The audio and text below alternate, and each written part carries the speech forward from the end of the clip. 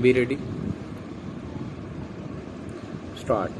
Every action has a message, particularly when the actor is the government of India. Stop. About 100 sleuths from the income tax department swooped on the offices of India's biggest Hindi newspaper, Dainik Bhaskar, in Madhya Pradesh, Maharashtra, Chhattisgarh, Gujarat, and Uttar Pradesh in a series of searches starting at 4 a.m. on Thursday. Stop. The residence of Bhaskar's promoter Sudhir Agrawal too was raided. Stop.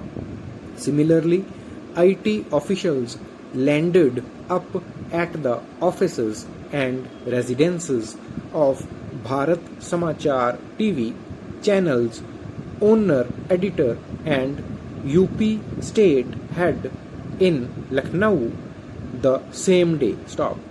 Information and Broadcasting Minister Anurag Thakur said the agencies were doing their own work and there is no interference. Stop. However, Dainik Bhaskar and Bharat Samachar believe that this is no routine IT investigation. Stop. They strongly contend that this has to do with their coverage of UP's COVID second surge. Stop.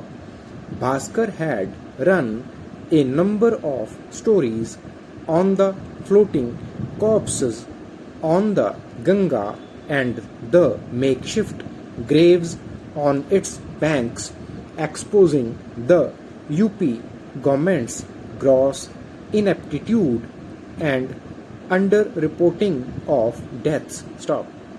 Its editor also wrote an opinion piece in New York Times titled "The Gangas is Returning the Dead.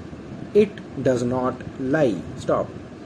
Bharat Samachar insists that the TV channel is being punished for its coverage of bodies on the Ganga, the oxygen crisis, and the Hathras rape. Stop.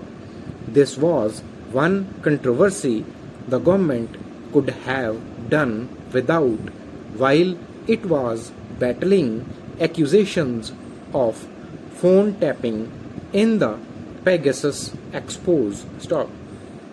The timing of these IT searches across the country has led the opposition to claim that the government is intimidating the media. Stop.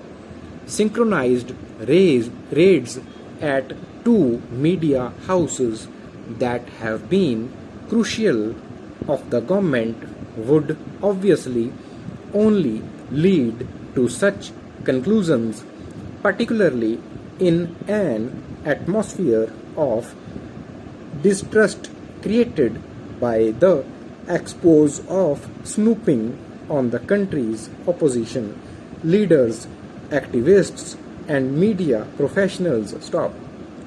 Mainstream India media has always exercised its freedom with utmost responsibility to the extent of being termed tame by the opposition. Stop.